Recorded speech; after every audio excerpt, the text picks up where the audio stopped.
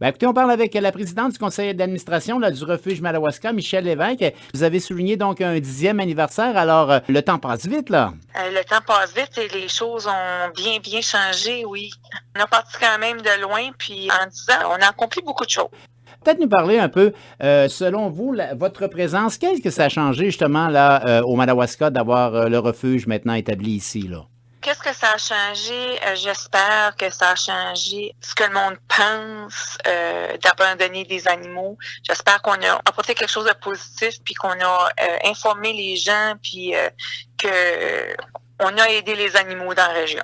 Mine de rien, justement, s'il y a beaucoup d'adoptions qui ont été faites, parfois c'est cyclique, mais on a vu que depuis un certain temps, là, il y a beaucoup des animaux qui ont été adoptés. Ça a donc permis de trouver, de donner une vie peut-être plus heureuse à certains animaux qui avaient été justement laissés pour compte et abandonnés, là.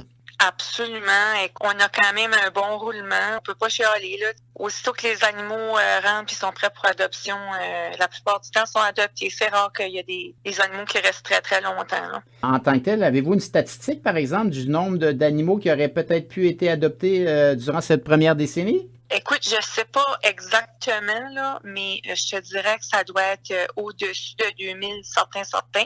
Puis je pense que c'est plus que 2000, là. Évidemment, il y a eu beaucoup d'engouement il y a 2, 3 ans, là, lorsque vous avez eu votre fameuse loterie. On dirait que, je sais pas si c'est à ce moment-là que ça a mis davantage le refuge sur la map, mais on dirait que là, tout le monde s'est mis à parler de vous tout d'un coup, là. Oui, ça nous a mis sur la map certains. Il y a plein de monde qui connaissait pas le refuge. Puis c'est sûr que la chasse à l'os nous a mis sur la map, c'est certain. Beaucoup plus de monde qui savent qu'on est là, qui savent où ce qu'on est. Oui, c'est certain. Vous êtes maintenant, je pense qu'on l'appelle le boulevard Isidore Boucher, là, à Saint-Jacques. Vous vous plaisez à ce nouvel endroit? C'est idéal pour vous? C'est très bien pour nous. Où ce qu'on est situé, c'est près de tout. On est proche du vétérinaire, on est proche du Pet Value, du DRL tropical. Je pense que les gens apprécient ça, là, qu'on soit centralisé. Proximité, mais j'imagine aussi l'espace que vous avez pu aussi vous doter, là. Ah, on est bien. On était tellement serrés à l'autre place. Tu sais, je veux dire, il fallait qu'on commence à quelque part. On a été chanceux de faire cette chasse à l'as-là, puis qui nous a permis de construire notre beau local. Puis oui, on est bien, on a de la place, on a de l'espace, c'est aéré, c'est propre, c'est beau, c'est neuf.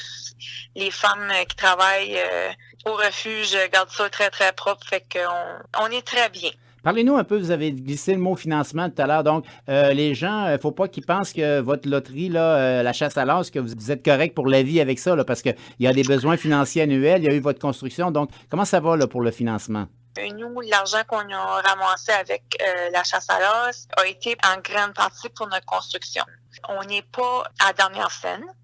On a un petit peu d'argent avant nous autres, sauf que il y a beaucoup de choses qui, oui, notre refuge est payé, il faut payer l'électricité, il faut payer nos employés, il faut payer de la bouffe, il faut payer les vétérinaires, il faut payer le déneigement, toutes ces petites affaires-là. On travaille fort pour garder l'argent qu'on a dans notre compte, puis de ne pas la dépenser parce qu'on veut avoir un petit coussin. Puis, on essaie vraiment de faire des événements, des levées de fonds pour nous autosuffire sans toucher à cet argent-là, mettons. Vous avez quand même une loterie qui a été mise en place, là, puis qui semble quand même bien fonctionner, là.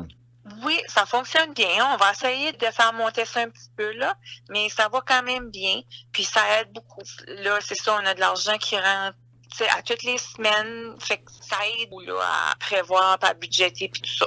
Peut-être en terminant, vous demandez qu'est-ce qui est la prochaine étape là, pour le refuge. Après 10 ans, là, on doit avoir d'autres projets ou d'autres besoins qu'on a en tête, là?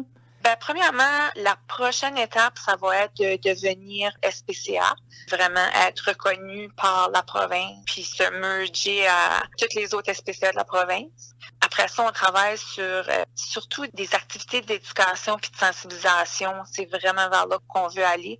On est là, oui, pour prendre les animaux, mais on est là aussi pour éduquer les gens.